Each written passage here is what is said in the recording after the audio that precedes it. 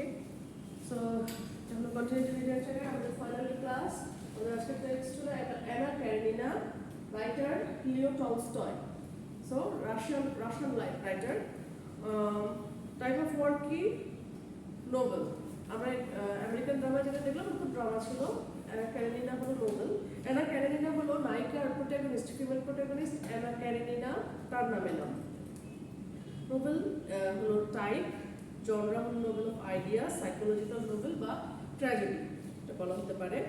অবশ্যই বলা হচ্ছে এটা একটা ট্র্যাজিক নোবেল। ল্যাঙ্গুয়েজ রাশিয়ান ভাষা, আমরা ইংলিশে পড়ছি। 1873 থেকে 1877-এর মধ্যে লেখা, মস্কোর কাছাকাছি একটা জায়গায়। এটা হলো টাইম অ্যান্ড প্লেস। আর ফার্স্ট পাবলিকেশন হয় 1873 থেকে 1877-এর মধ্যে। ইন্ডিয়ান আরো ফ্যাক্ট হলো যে টলস্টয় একজন ওমনিসেন্ট মানে লেখাটা হয়েছে একটা থার্ড পারসন ন্যারেটরের মাধ্যমে, আর কেউ একজন বলছে গল্প, এরকম করে গল্পটা লেখা হয়েছে। আচ্ছা, point of view, tone, tense past, setting 1870-এর দিকে। প্লেসের সেটিং হলো যে various location around Russia including Moscow, saint Petersburg আর Russian province with brief interludes in Germany and Italy. Germany এবং ইটালিতে কিছু কাহিনী আছে, বাকিটা মেজরিটি হলো রাশিয়াতে। Protagonist Anna Karenina, Konstantin Levin. Anna Karenina আর লেভিন যদিও অ্যানার হাজব্যান্ড না বা অ্যানার ভালোবাসা নয়, বাট দুটো ক্যারেক্টার, এটাই হলো protagonist. Major conflict, rising action, climax, falling action, themes, motif, symbol, এগুলো ফোরশেডোয়িং, এগুলো পড়ার আগে লাগবে সামারি জানা। সামারি জানেন? পড়েছেন? দেখেন। আচ্ছা, পার্ট 1, দুটো ক্যারেক্টার ডলি স্টিভান, স্বামী স্ত্রী, ঠিক আছে? তাদের অ্যারিস্টোক্র্যাটিক কাপল, মোটামুটি ভালো বংশ তাদের, কিন্তু তাদের কাপলের ম্যারেজ অন অ্যাস্ট্রে, বিয়ে ভাঙার উপক্রম, কয়েকটা বাচ্চাও আছে। Because of Stiva is unfaithful. Dolly হলো মেয়েটার নাম, স্টিভার নাম হলো মেলের। তো স্টিভা যখন কাজে থাকে, স্টিভা তার বেস্ট ফ্রেন্ড লেভিনের সাথে দেখা করে। তো বলেছিলাম না অ্যানা আর লেভিন হলো মেইন ক্যারেক্টার, প্রোটাগনিস্ট, যদিও তারা লাভ ইন্টারেস্ট না একজন আরেকজনের। লেভিনের সাথে দেখা করে, তো সে বন্ধুর কাছে এসেছে স্টিফা লেভিনের কাছে। লেভিনকে বলছে যে আমার সিস্টার, আমার মানে ওয়াইফ যে ডলি, তার বোন কিটি, ডলি, কিটি এবং অ্যানা, এর মধ্যে 3 বোন, মোটামুটি এটা 3 বোনেরা। তো এখন কিটির জন্য লেভিনের কাছে হাত চেয়েছে। হ্যাঁ, একসাথে 3 বোন আর কি। তো কিটি মেয়েটা আবার এক কাউন্ট, চার্মিং অফিসার আর সেনাবাহিনীর, তার নাম হলো ব্রোনস্কি। অ্যান্টাগনিস্ট, ভিলেন অ্যান্টাগনিস্ট, তার সাথে কোর্টশিপ করছে কিটি। তো লেভিন যখন প্রপোজ করছে কিটিকে, কিটি রিফিউজ করেছে যে আমি তো একটা সম্পর্কে আছি, আমি কেন লেভিনের সাথে জড়াবো। তো স্টিফা এখন ডলিকে বলছে, তার ওয়াইফকে বলছে যে না, মানে বোনটাকে বলছে যে তার ওয়াইফের সাথে কথা বলছে, সিস্টার ট্রেনে পিটসবার্গের জন্য অপেক্ষা করছে, মানে এক জায়গা থেকে আরেক জায়গায় যাবে। স্টেশনে সেখানে ব্রোনস্কির সাথে দেখা করতে যায় কিটি, যে ব্রোনস্কি তার মার সাথে মিট করতে এসেছে সেখানে। তো সবাই ওখানে স্টেশনে বিভিন্ন জনের জন্য অপেক্ষা করছে। তো যখন ট্রেন চলে আসছে, তখন ব্রোনস্কি হঠাৎ করে ফার্স্ট টাইম অ্যানাকে দেখেছে এবং মুচকি হেসেছে।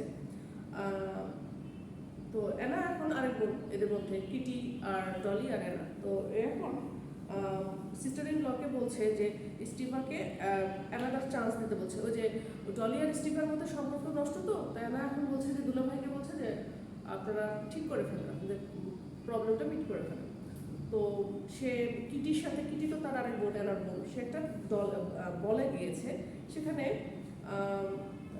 ব্রোনস্কি অলরেডি, যদিও কিটির সাথে সে কোর্টশিপ করছে, তার চোখ সবসময় অ্যানার দিকে, ঠিক আছে?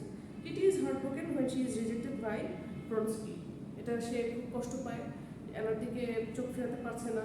মানে পারফেক্ট লুচ্চা ক্যারেক্টার হলে, লিবার্টাইন ক্যারেক্টার হলে, খারাপ ক্যারেক্টার হলে যেটা হয়, তাকে রিজেক্ট করেছে। Levin goes back to his farm and Kitty becomes ill. এর মধ্যে আবার লেভিন প্রত্যাখ্যাত হয়ে কিটির কাছ থেকে ব্যাক করে সে, আর কিটি এগুলো সুখে দুঃখে অসুস্থ হয়ে পড়ে। এরপরে যেটা দেখায়, এটা অনেক বড় একটা উপন্যাস, 8 পার্টের উপন্যাস। এরপরে কিটির বাবা মা তাকে এই দুঃখ কষ্ট থেকে একটু রিকভার করার জন্য একটু বাইরে পাঠায়, বিদেশে পাঠায়। ইভেনচুয়ালি শি গেটস বেটার এবং ভালো টালো হয়ে মস্কোতে ফিরে আসে। এর মধ্যে ব্রনস্কি অ্যানার সাথে সম্পর্ক করা শুরু করে। Almost after a year Vronsky finally convinces Anna to become his mistress, তার মিস্ট্রেসে পরিণত করার চেষ্টা করে। She soon becomes pregnant with his child and he asks her to leave her husband. এদিকে অ্যানা বিবাহিত, ওদিকে ব্রনস্কি তার সাথে সম্পর্ক করেছে, তাকে তার কেট বানিয়েছে এবং বাচ্চাও এসে গেছে পেটে। তো হাজব্যান্ডকে ছাড়তে পারছে না।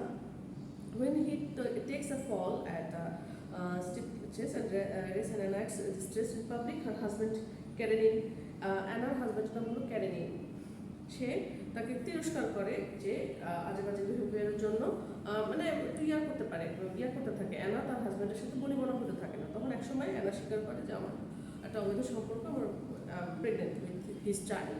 সে খুবই শক্ট হয় বা আপসেট হয়ে যায় হাজব্যান্ড, বাট হোপ করতে থাকে যে এটা তার সাময়িক ইনফ্যাচুয়েশন, সে চলে আসবে এখান থেকে।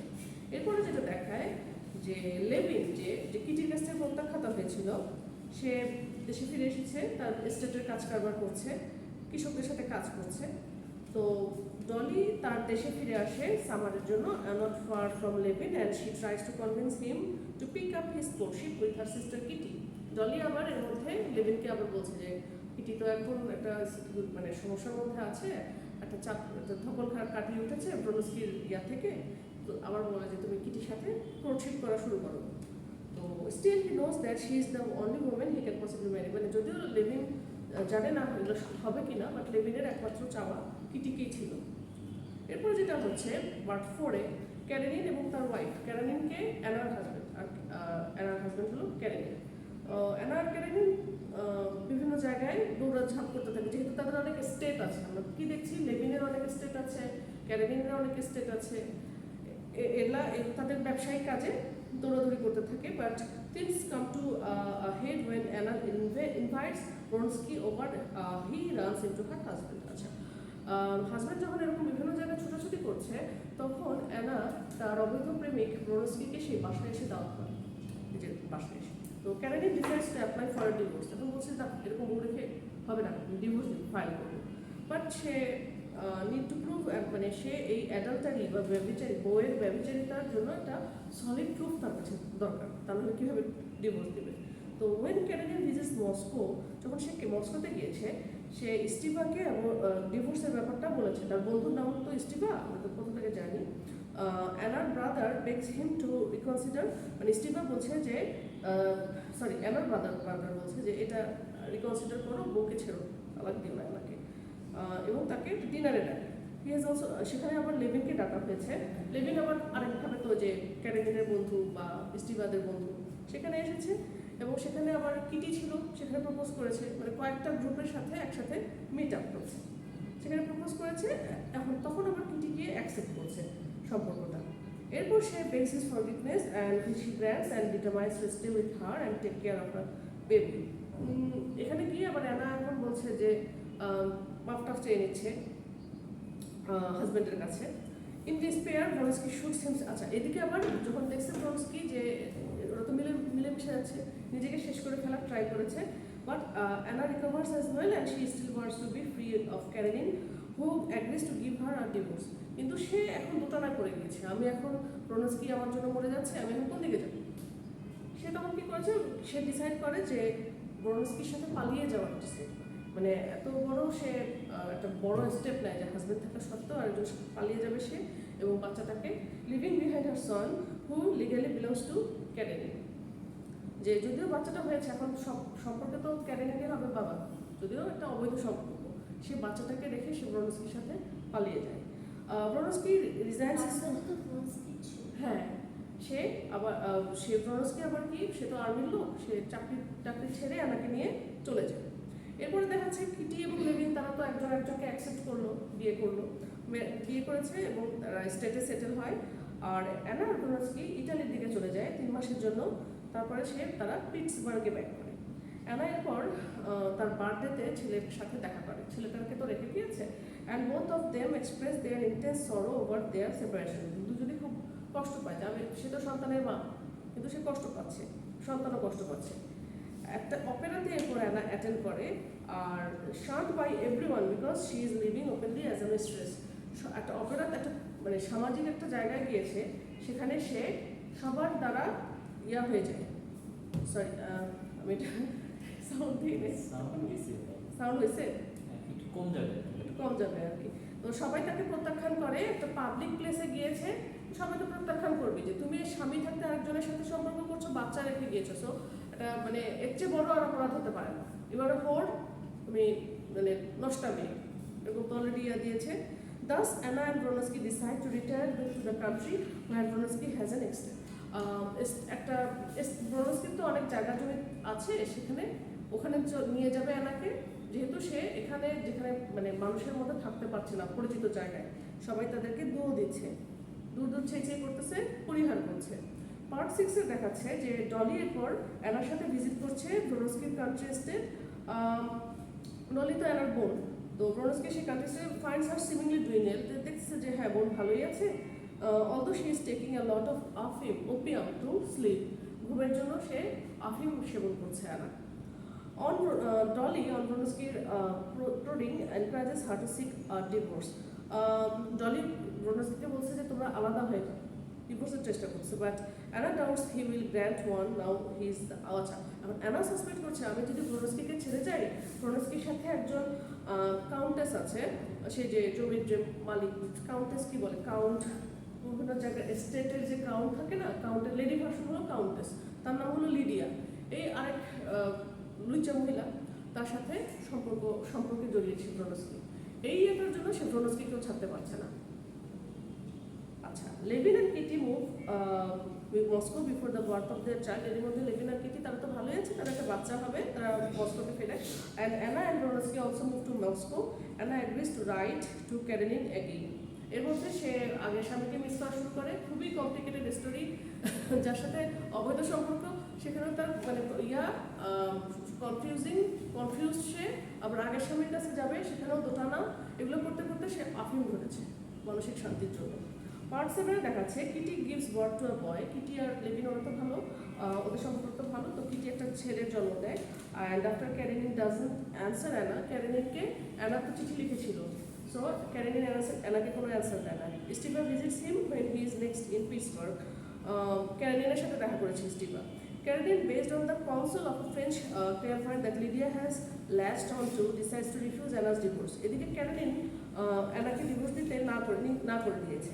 Anna becomes more desperate, takes more opium, and becomes more jealous of Vronsky. ওদিকে অ্যানার স্বামী, আগের প্রাক্তন স্বামী তাকে ডিভোর্স দেবে না, কিন্তু ভ্রনস্কির উপরেও আবার জেলাস হয়ে আছে যে আরেকটা মহিলার সাথে জড়িয়ে পড়েছে, এবং আরও বেশি সে ওপিয়াম বা অ্যালকোহলের মধ্যে ড্রাগের মধ্যে জড়িয়ে পড়েছে, ড্রাগস নিতে শুরু করেছে। She feels herself hemmed in and guilty that she has traded her son for Vronsky. নিজের ছেলেকে সে বিক্রি করে দিয়েছে ভ্রনস্কির জন্য। ছেলেটাকে তো রেখে এসেই সে আরেকজনের সাথে সংসার জুড়েছে। সো এখন সে আক্ষেপ করতে থাকে যে আমি জীবনে সব হারালাম, সন্তানকেও হারালাম, স্বামীকেও হারালাম, আর যার সাথে কোর্টশিপ করছি সেও আরেকজনের সাথে। She also becomes paranoid. সে সবকিছু paranoid মানে কি, সবকিছুতে যে ভয় পায়। And after she has an argument with Vronsky, she throws herself under the train and kills herself. তো এরকম করতে করতে ভ্রনস্কির সাথে ঝগড়া চরমে চলে যায়, এবং এক সময় সে একবার এরকম হয় যে সে হয়তো ট্রেনের আশেপাশে ছিল, ট্রেনের নিচে চাপা পড়ে সে নিজে আত্মহত্যা করে। লাস্টের পার্টে দেখাচ্ছে যে ভ্রনস্কি ডিভাস্টেটেড হয়ে যায় যে অ্যানার সুইসাইডের কারণে, এবং অ্যাজ এ রেজাল্ট সে আবার মানে সবকিছু ছেড়ে আবার আর্মিতে জয়েন করে সময় কাটানোর জন্য। Levin experiences a seriously spiritual crisis in which he determines that it is sufficient to work for the good instead of promoting one's self-interest. Levin যে কিটির হাজব্যান্ড, সে মনে করে যে নিজের মানে সেলফ ইন্টারেস্টের উপরেই বেস করে কাজ করা উচিত, যে কিছু স্পিরিচুয়াল ক্রাইসিসের মধ্যে থাকে, তো তার কাছে মনে হয় যে ধর্মের মধ্যে প্রবেশ করাটাই বেস্ট অপশন। ডলি আর স্টিফার রিমেন টুগেদার। প্রথমে আমরা ডলি আর স্টিফার মধ্যে দেখেছিলাম না মানে ম্যারেজ অন দ্য রকস, তাদের আবার সম্পর্কটা ঠিক হয়ে যায়। Kitty and Levin are happy in their marriage, and Levin continues to manage the farming on his estate. So মোটা দাগে এগুলো অ্যানা ক্যারেনিনার স্টোরি। সো সামারিটা তো বললাম। আচ্ছা আজকে ইয়া করি, পরে এই যে ক্লাইম্যাক্স ফলিং অ্যাকশনগুলো নেক্সট দিন বলবো। Of course.